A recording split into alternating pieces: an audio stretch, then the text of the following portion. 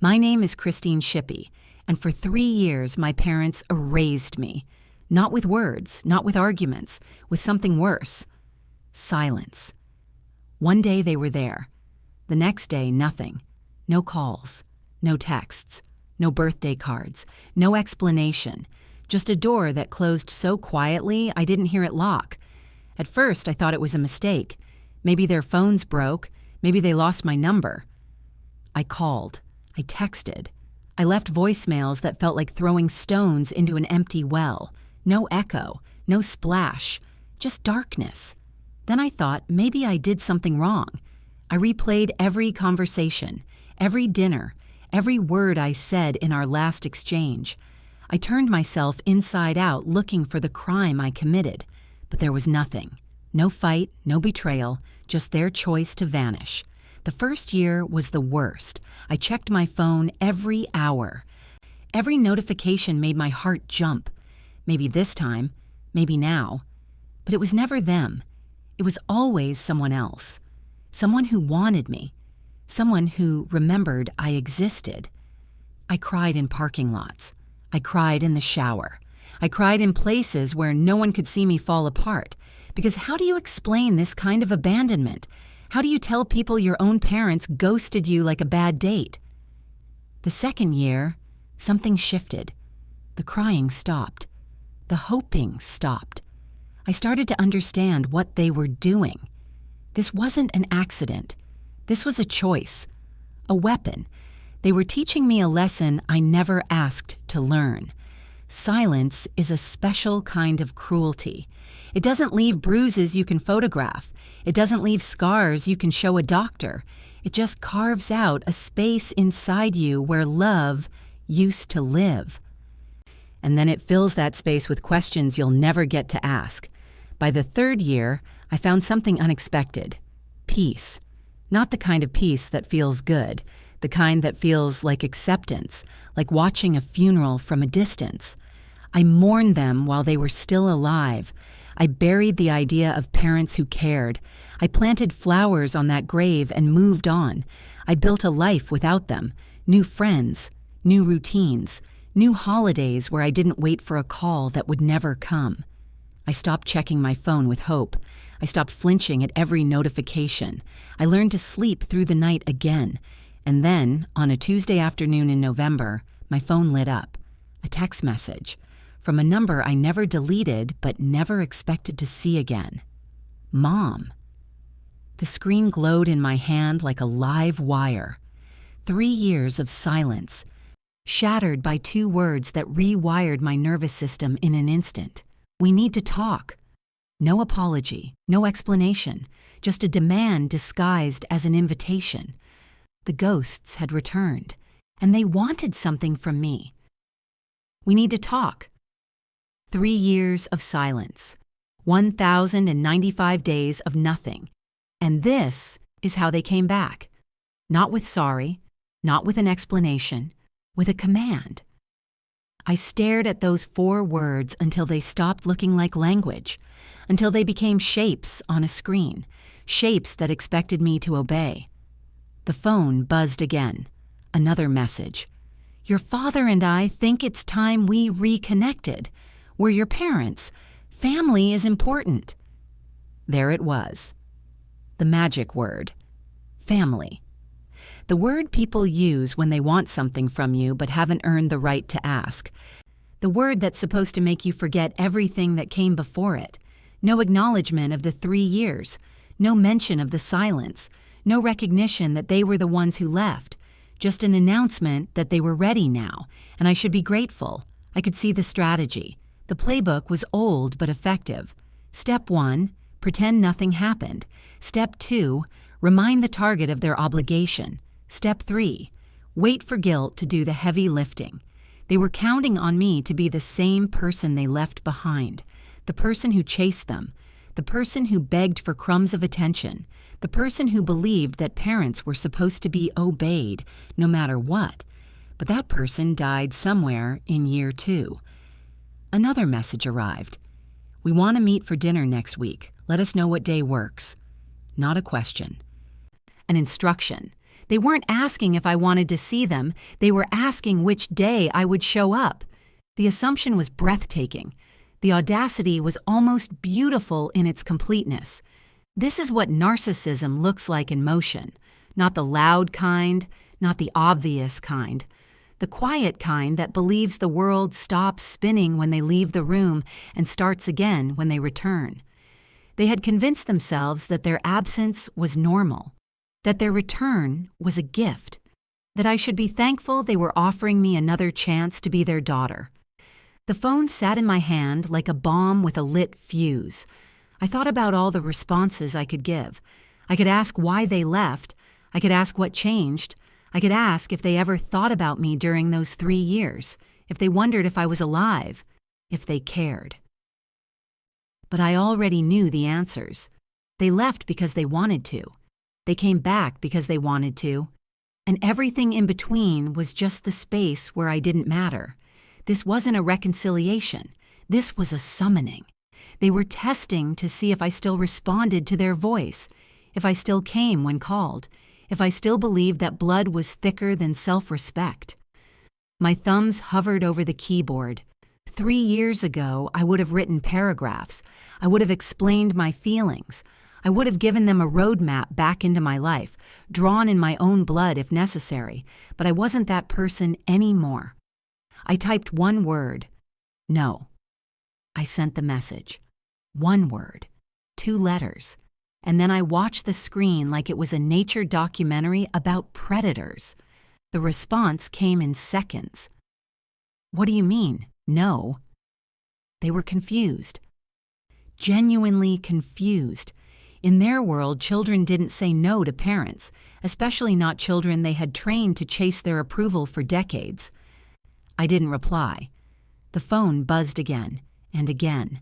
The messages came faster now, each one a little more desperate, a little more revealing. Christine, we're your parents. You can't just say no. We're trying to reach out to you. This is what family does. We forgive and move forward. Forgive. That word landed like a slap. They wanted me to forgive them, but they never apologized. You can't forgive someone who won't admit they did anything wrong. I watched the messages pile up, each one a small explosion of entitlement. They really believed this. They really thought showing up after 3 years of silence earned them automatic access to my life. The tone started to shift. You're being incredibly selfish right now. We didn't raise you to be this disrespectful. There it was, the turn, the moment the mask cracked. When love bombing doesn't work, narcissists move to the next tool in the box, shame. They were trying to make me feel guilty for protecting myself, trying to convince me that boundaries were the same thing as cruelty, that saying no to them was a moral failure. But I had spent 3 years learning what they never wanted me to know, that I didn't owe them anything. Not my time, not my energy, not my forgiveness. The messages kept coming. Your father is very upset. You're breaking your mother's heart. Is this really how you want to treat us? They were building a case, painting me as the villain in a story where I was just trying to survive. They needed me to be wrong so they could be right. They needed me to be cruel so they could be victims. I turned off my notifications, but the buzzing didn't stop. I could feel it, the phone vibrating in my pocket like a trapped animal. They were relentless. This was the Extinction Burst, the final desperate attempt to get a reaction. Any reaction. When you stop feeding a behavior, it gets worse before it gets better. Animals do this. Children do this. And apparently, parents do this too. I checked the phone one more time before bed. 17 messages. 17 attempts to claw their way back into my life. Each one angrier than the last. The final message was different, calmer, more controlled. That's how I knew it was dangerous. We're worried about you, Christine. You're not acting like yourself. Someone needs to check on you and make sure you're okay. I read it 3 times. It wasn't concern. It was a threat. They were telling me what came next. If I wouldn't open the door, they would find someone else to knock. 2 days later, I was making dinner when the lights hit my window, blue and red, flashing in a rhythm that makes your stomach drop even when you've done nothing wrong, the kind of lights that make neighbors look through their curtains, the kind that turn your home into a crime scene. I looked outside. 2 police cars, parked in front of my house like I was dangerous. My hands started shaking before my brain caught up. The knock came hard. 3 heavy pounds that weren't asking. They were announcing. I opened the door to 2 officers, young, professional, uncomfortable. They had the look of people sent to do a job they didn't understand. Christine Shippey? Yes? We got a call, wellness check. Your parents are worried about you. They say you're not responding to their messages and they're concerned for your safety. There it was, the play. The move I should have seen coming, but somehow didn't. They had weaponized the police, turned officers into messengers, used emergency services as their personal harassment tool. I'm fine, I said. My voice sounded far away, like it belonged to someone else. Can we come in? Just to verify you're okay? I let them in because what else could I do? Say no and look like I had something to hide? They walked through my apartment, looked in my bedroom, checked my kitchen.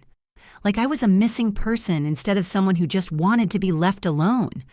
One officer stayed with me, while the other radioed something I couldn't hear. Your parents seem really worried, he said. When's the last time you talked to them? They ghosted me for 3 years, then showed up demanding a relationship. I said no, so they called you. He blinked. The information didn't compute. This wasn't the story he was expecting. They didn't mention that. I'm sure they didn't. The second officer came back. They exchanged a look. The kind of look that said they were starting to understand what kind of call this really was.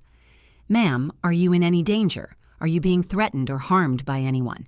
Just harassed by my parents. The words tasted like acid. I was standing in my own home, explaining to strangers why I had the right to say no, defending my boundaries to people with badges because my parents couldn't accept rejection. The disgust sat in my throat like a stone. They had done this, called the police, wasted city resources, sent armed officers to my door, because I wouldn't have dinner with them, because I wouldn't pretend 3 years of silence never happened. The officers asked a few more questions, standard procedure, making sure I wasn't suicidal, wasn't mentally unstable, wasn't a danger to myself or others, all because my parents painted me as broken instead of accepting that I was protecting myself. Finally, they left. The blue lights faded, the cars pulled away, my neighbors went back inside, and I stood in my doorway, shaking with something between rage and exhaustion.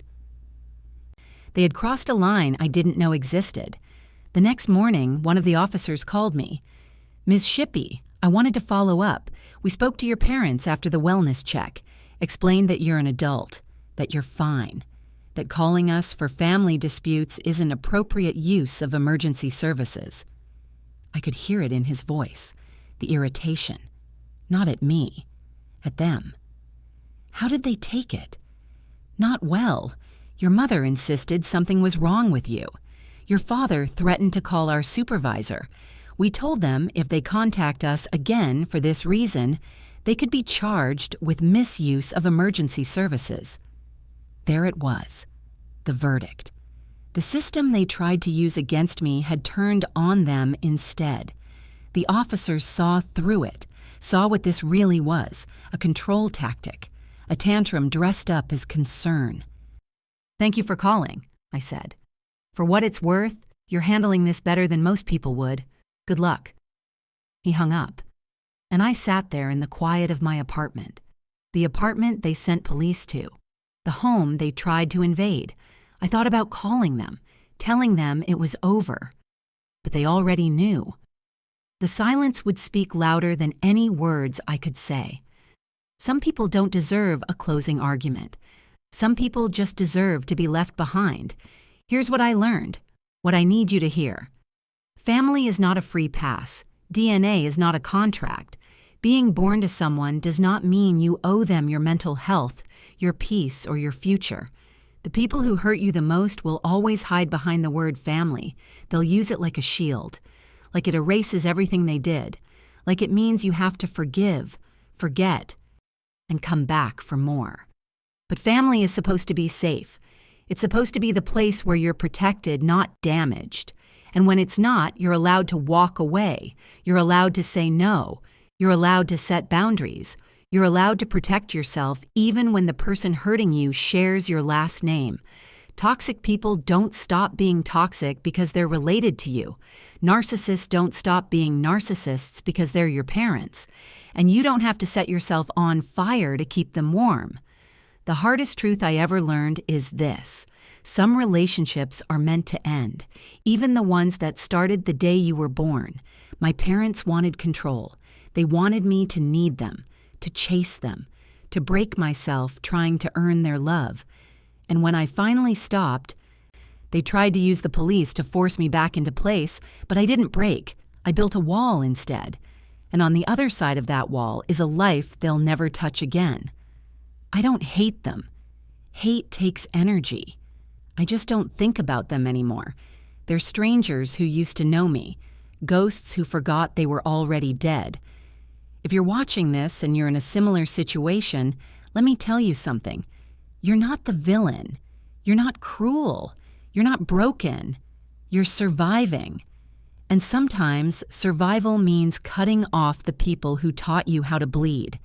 If this story spoke to you, share it. Someone else needs to hear it. Like, subscribe. And remember, you don't owe anyone access to your life, not even the people who gave you life in the first place.